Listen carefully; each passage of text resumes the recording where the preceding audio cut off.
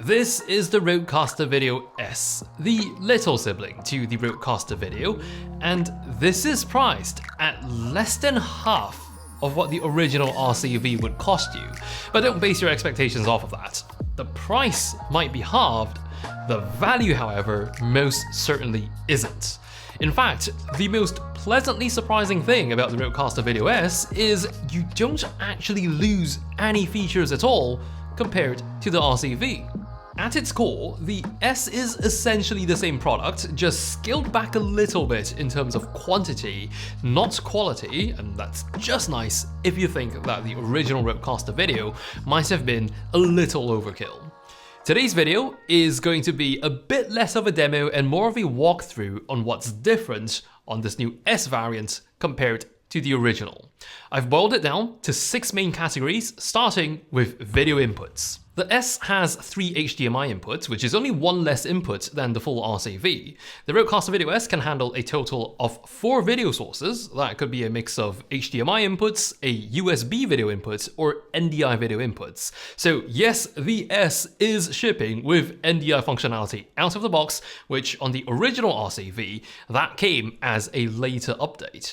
But just like the full-fledged RCV, the S can also support up to 4 NDI sources, which could be a PTZ camera that you can remotely control from the RODECASTER app, or it could be a wireless video feed from your iPhone sent from the Rode Capture app. When it comes to total number of video sources, the original RCV can handle 2 more sources than the S. So this has 6 sources, this has 4 sources. The full-size RCV also has 2 USB inputs instead of just 1 on the RCV S. Now I'm bringing up the USB inputs because these USB inputs will be shared between your audio inputs or your video inputs. So when it comes to video inputs, this would be for webcam inputs, UVC inputs, and for audio inputs, this could be a USB microphone or even another RODECASTER.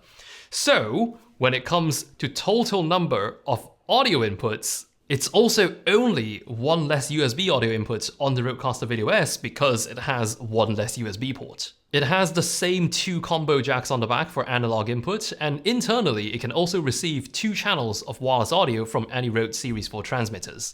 The audio outputs is where things get a little different because the S does not have the 2/4-inch lineouts which you do get on the full RCV.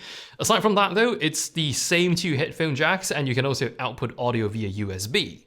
When it comes to HDMI video outputs, the RODECASTER Video S has only 1. It's still a fully customizable output. You can have it be your program, your multi-view, or route any one of your sources into it. Now, the full RCV had 2 of these HDMI outputs, and that was very useful if you wanted to, say, send one multi-view to a dedicated monitor, and the other output would be your main program out.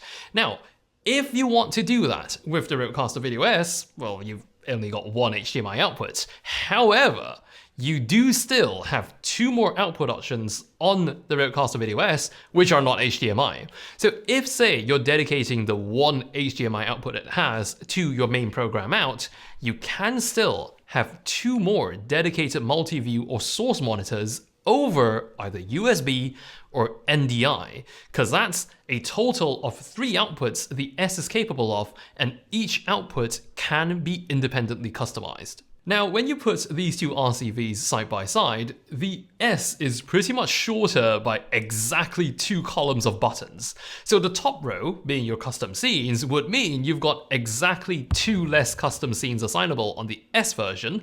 That's 5 scenes compared to 7 on the big RCV. The hardware between these 2 RODECASTERs is also a little different in terms of material.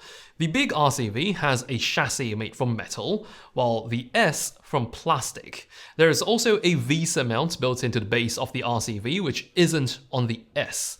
However, the plastic build on the S actually comes with a nice convenience perk.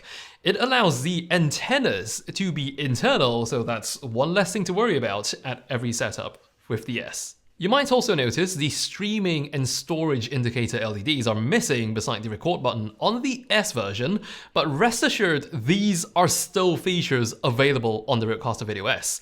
This can still perform ISO recording to external storage, and you can also set this up to stream to a server.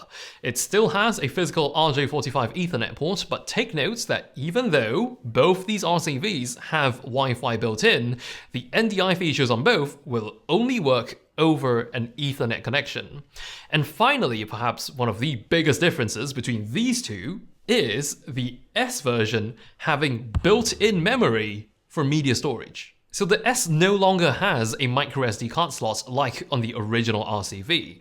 It's 24 gigabytes of memory with about 20 gigs of it available out of the box for you to upload your playback media via the RODECASTER app. So in a sense, your videos, your overlays, and your sounds are all truly living locally within the RODECASTER Video S, which makes a lot of sense because on the big RODECASTER video, the microSD was pretty much permanently living in the machine anyway.